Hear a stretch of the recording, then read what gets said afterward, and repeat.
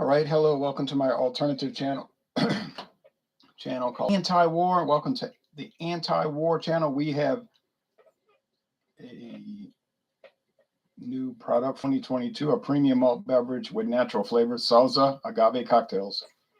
Cocktail-inspired drinks, does not contain distillers. Black cherry smash, sweetened with agave nectar. Yeah, well, not as good as cane sugar, but it's tolerable. This is produced in the United States by a few companies for Sauza Tequila. And this is certified kosher. I should put that in my notes. 8% alcohol, brewed in America for Sauza Tequila. Certified. It doesn't mean much to most people, including myself, but some people it might mean some too. Okay.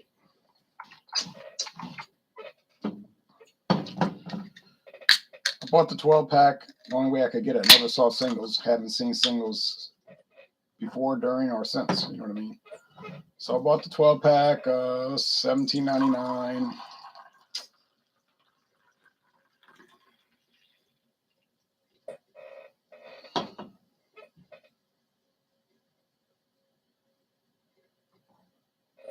There's a lot of bubbles on the side of the glass, but that's going to go away, and it's pink.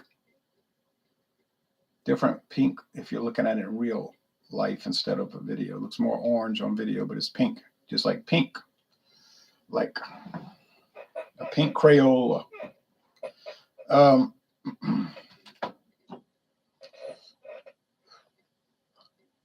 Sold in cans, no draft, no bottles, 2% fruit juice from concentrate. So the color, we still got decent time on it, but it's running out. Sands of the hourglass are running out.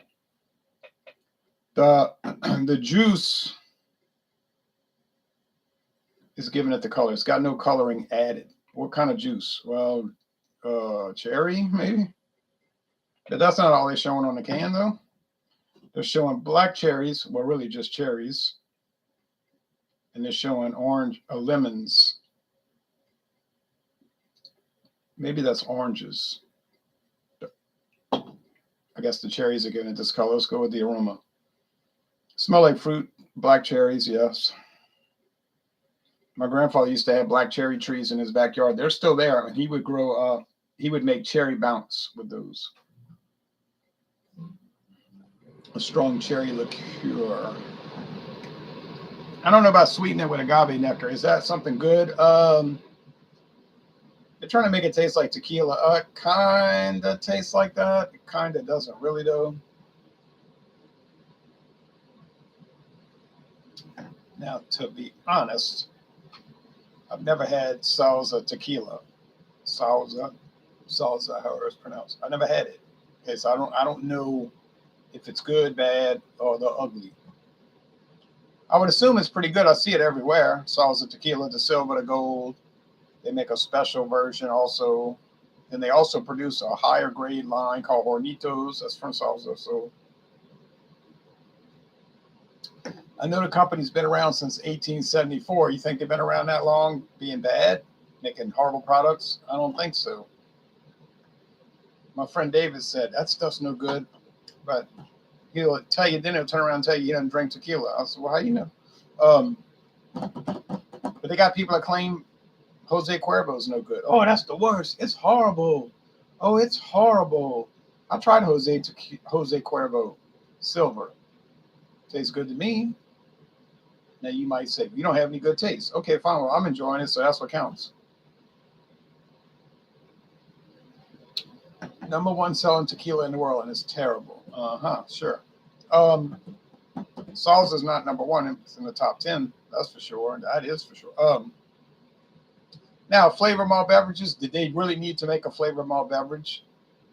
I'm pretty sure we know the answer to that question. Did they really need to make a flavored malt beverage line for Southern Comfort? Or Jack Daniels? You know they didn't need to do it, but they figured somebody would buy it, and some people did. I bought it just to taste, you know. So what's the purpose of these flavored malt beverage lines? Well, to feed in to the popularity of those mainline liquor brands and to sort of kind of mimic cocktails. They don't really mimic cocktails, but it's a cheap way to mimic it, right? Because you could buy a whole 12 pack of these. I think Mathern still got them for $17.99. You got 12 cocktails. Go out to a bar at the swimming pool or the beach or at the country club or wherever you go, and see how many cocktails you can get for $17.99, including the tip, and not being a cheap tipper. Mm-hmm. And a lot of times those I don't think are that great. I don't drink them, but I mean they're using what they call rail whiskey or well rum, meaning off brands that you never heard of. If you say give me a rum and coke, they ain't grabbing Bacardi.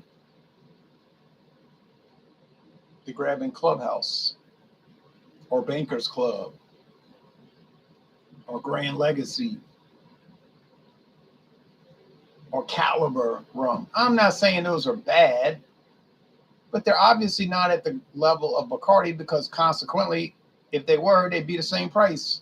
They wouldn't be in a big plastic bottle down hidden where you can't see it. I mean, you know, some of this is just too obviously simple to figure out. Sauza is not a well tequila. It's not a rail tequila, but it's not a premier either. But that the Hornitos is, okay. So so people will compromise. It's what we've talked about on this channel and the main channel for years. Trade-offs. Are you going to get as good a cocktail as you would with authentic spirits-based thing? No. And I think the people buying it realize that. But they're willing to make the trade-off because they're getting convenient cans that they can haul around in ice chests or whatnot.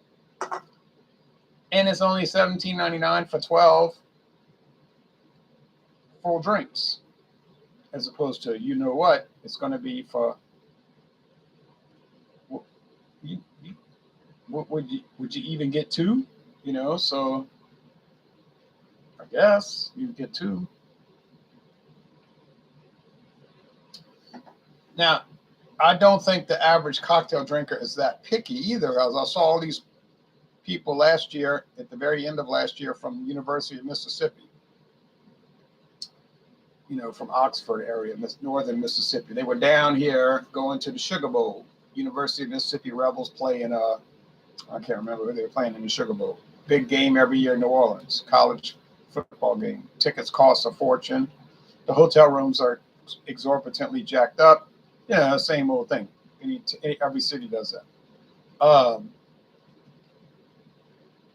But they've stopped at this famous seafood restaurant. It's been open 88 years, going on 90 years, 88 years in Manchac. The official name of that little village is Acres. Everybody calls it Manchac. But it's called Middendorf's. People from all over the United States go there. I've talked to people from Illinois and say they know about Manchac. They know about Middendorf's. They'll tell me, you ever heard of this place called Middendorf's? I said, of course, everybody heard of that. In Louisiana, they say, because we always stop there when we go into New Orleans. It's on the main interstate between Memphis, St. Louis, Chicago, and New Orleans. If you go into New Orleans on a road trip, you got to go on Interstate 55, U.S. Highway 51. They're, you know, dual signed at that point on the elevated part from Ponchatoula down to where the interstate ends. They're signed together because it's a little easier for them, for the Louisiana Department of Transportation to build that. But anyway, they built an exit for that little village, mainly for Middendorf's probably, so all the politicians could stop there. And so anyway, the whole place was full. I mean, I got there at 11 a.m. and I mean, a flood of people showed up as soon as I got there, from Mississippi. And of course, they spend their money left, right, front, back, up, down. I said, oh man, these people here. So they tell them, well, it's going to be a wait. You know, there's a flood of people. So the first thing they do, they hit in the bar. they want to order, well, it's 11 in the morning, so well, you know what they're ordering? Bloody Marys. We want Bloody Marys. So they all order. I'm eating my seafood platter, just trying to act, nonchalant. I'm looking over the counter a little bit because I was sitting at the bar. Because the girl said, well, if you sit at the bar, you won't have to wait. I said, I'm going to the bar. But that filled up in a snap. So I'm watching, and they making, and I think they were like $9 a Bloody Mary. Crazy, right? And they using Crown Rust vodka. That's a really, really, really cheap Sazerac-owned vodka. They bought it from Seagram's. Seagram's made it since the 1930s. Crown Rust, kind of famous, for restaurants and bars. Famous. The bartenders know about it, and they probably roll their eyes and say, "Oh, that stuff." But it's very common at lounges, barrooms, taverns. And Mathern sells it on the shelf. Okay, they also make a very kind of a cult following. Oh, never mind. I'm thinking of Taka gin. There might be a Crown Rust gin too. There is a Crown Rust gin, and it's a green label. I've seen it. I don't know if it's any good. I never tried it. But the point is, they're drinking these Bloody Marys made with Crown Rust vodka, which that is the cheapest vodka, right? Or one of them. And I'm just listening. I'm thinking, what's their reaction going to be? So these two women behind me, 48 years old, whatever, typical University of Mississippi or any university, college, half the people got children playing on the team. It's just that age group, 48 to 58, even 68. And I heard the two women behind me. Oh, she says, "Oh, it's so good."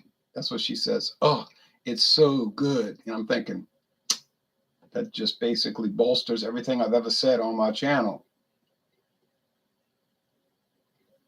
You get the whiskey snobs, the rum snobs, the vodka snobs. They're like, "Oh, I would never drink that," and they go on and on.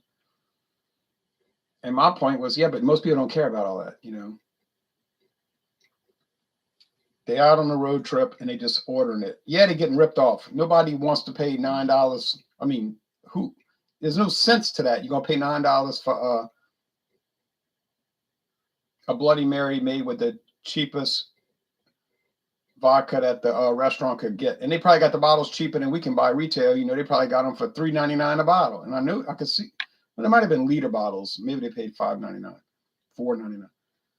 But they loved it. They were like, oh, they were in like Ole Miss Rebel heaven, drinking that stuff. And I'm thinking, well, just goes to show you, how much did it cost them to make the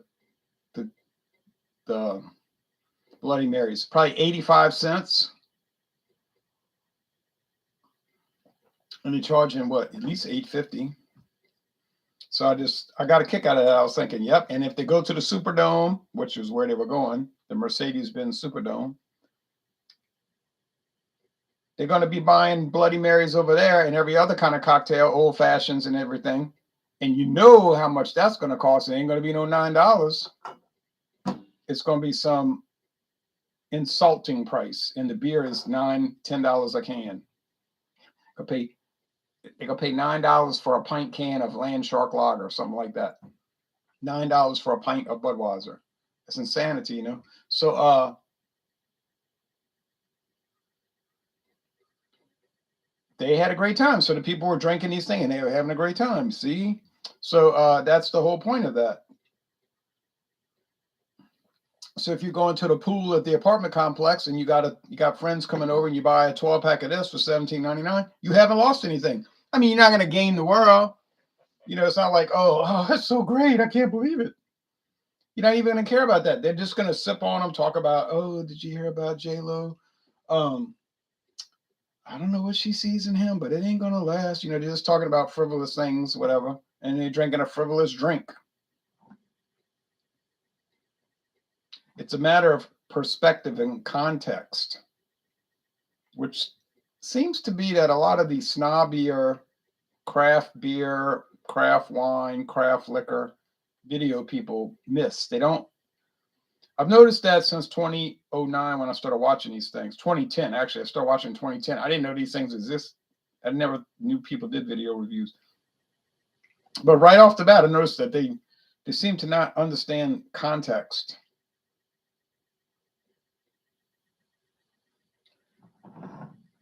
They could understand ingredients like, oh, this uses Cascade hops. Oh, they use this kind of malt. Oh, it's a really good malt, 2-row barley and on, and they go on and on. It's got this specific gravity. Oh, it's the IBUs, or I love beer ales with this type of IBU level and go. But they're sort of like a linear thinking, like, and then they'll say, oh, all the rest are terrible. I said, well, all the rest is not the same, and it's almost like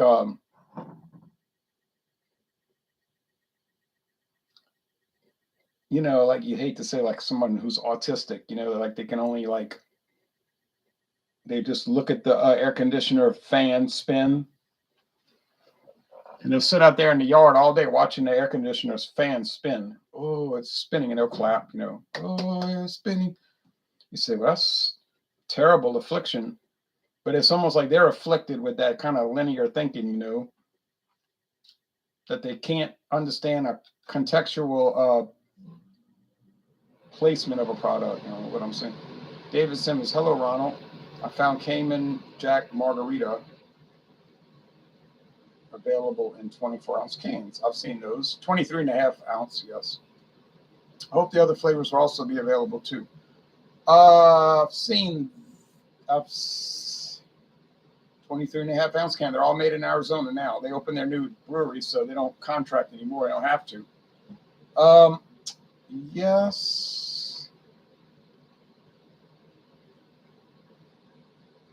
Hey, are you missing alcohol eggs?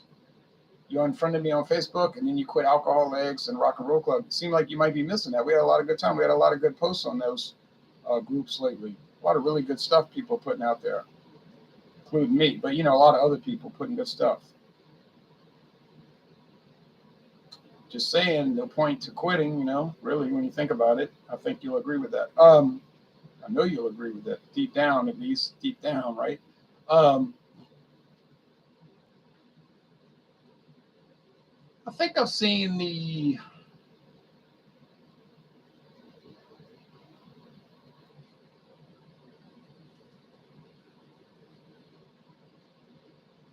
I've seen the margarita one, of course, everywhere.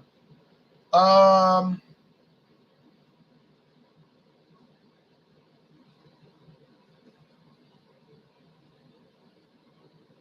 might have seen the red label, the red stripe, the red strip, the mojito, Cuban mojito. I might have seen that. Yeah, there are other ones, I think, around in the tall cans. Could be hit or miss at this point. Now it could change later. So, you got any comment for what I said earlier? No response. You got to think about it.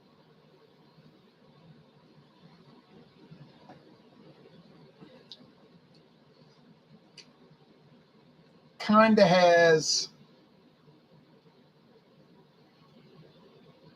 Notice I said it kind of has a little tequila-esque margarita style essence to it,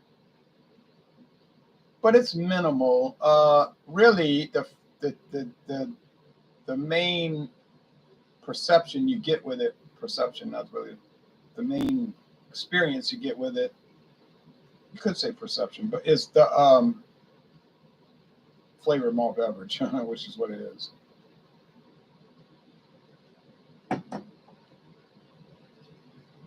But I think they do a decent enough job. I think they do a decent enough job with a faux, FAUX, French word, faux cocktail. And of course, no one is going to think it's an actual cocktail. I don't think anybody in the world. Now, I think a lot of people would believe that it's an actual tequila-based product because they're not going to do a deep, detailed search into the product. They see Sauza, Agave cocktails, black cherry, and they're going to think, what they're going to think, and that's what the company's hoping they'll think. Oh, I love Sauza Tequila, so I'm going to buy this. Are they trumpeting the big word? Are they making it real big, splashing across the thing? Flavor malt beverage? No, that's real. That's real small down here. Flavored malt beverage. It's not a fraud. They're not tricking anybody. They're not, well, maybe deceiving people to an extent, but they're not defrauding anybody, because any consumer, and this is the common law approach to it, buyer beware. If you're a consumer, it's really incumbent upon you to find out. Any person could read the label, but people are going to say, well, I was busy. I didn't feel like it. My child was screaming. She wanted a nap. She needed a nap. Well, I mean, that's irrelevant to the fact that you didn't bother reading the label. Okay, because it's very clear. It's clear. It's low profile, but it's clear. Agave cocktails, cocktail-inspired drink. Doesn't say it's a cocktail drink. It says cocktail-inspired drinks. Does not contain distilled spirits. I mean, it's pretty clear. Small. Black cherry smash. Okay, black cherry, we're all familiar with it. 8% alcohol, and then it says sweetened with agave nectar. Asterisk down here, there's the qualifying statement, sweetened with agave nectar, which to me is kind of a drawback, but that's how people approach it. Premium malt beverage. Now, premium means nothing because everything's premium, even the worst products on earth. It's a frivolous, not a frivolous, that's not the term. It's a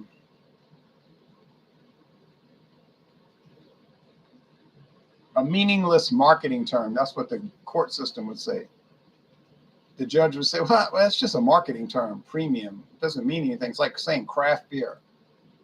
I'm suing. You said Blue Moon was craft beer.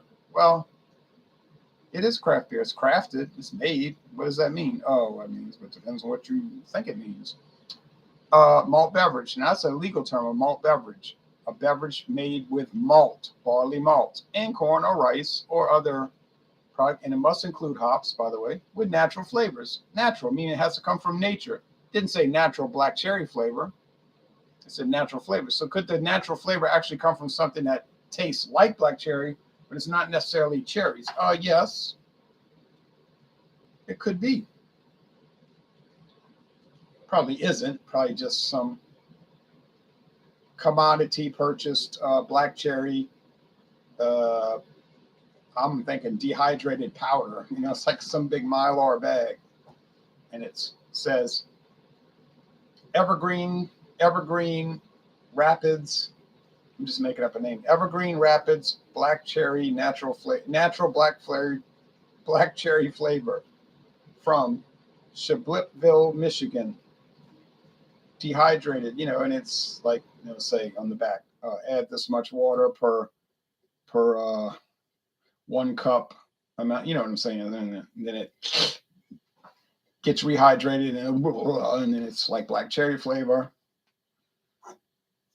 Then you gotta filter it out to get the gunk out, and then you just got the flavor. So I mean, it's probably that kind of. It could be a liquid, but it's probably coming from black cherries that have turned and can't be sold in the store in the produce section because they kind of rancid. But they're not gonna carry over. That's not gonna carry over to the actual flavor of the product, which is what they use in the beer, and they use in Mike's Harder black cherry and Smirnoff black cherry and everybody else's black cherry. They might all be buying it from the same people, for all I know, and probably are, or from a handful of people, 2 or 3 different commodity companies. All right, thank you. So how would I score this? Well, I wouldn't recommend running out in a hurry to go buy it.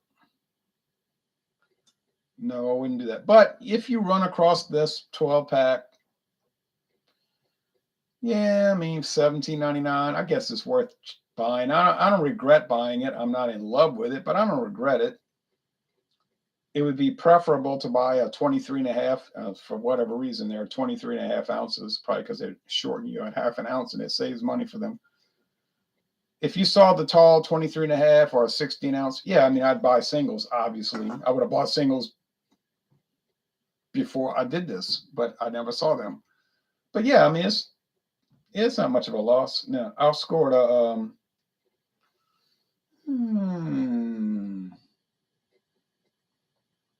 It's not a bad black. It's a pretty good black cherry flavor. Kind of reminds me of Breyer's black cherry vanilla ice cream. Kind of reminds me, not actually, but go with a 83 in the mid 80s. 83, it's good. It's good. Yeah. If it's worth the price, well, that's another debate. It's questionable, but it's something to try. I wouldn't be buying it again, but then I wouldn't buy any of these things again. So that's not really fair to say that. All right, thanks everybody. Now we're going back to the main channel.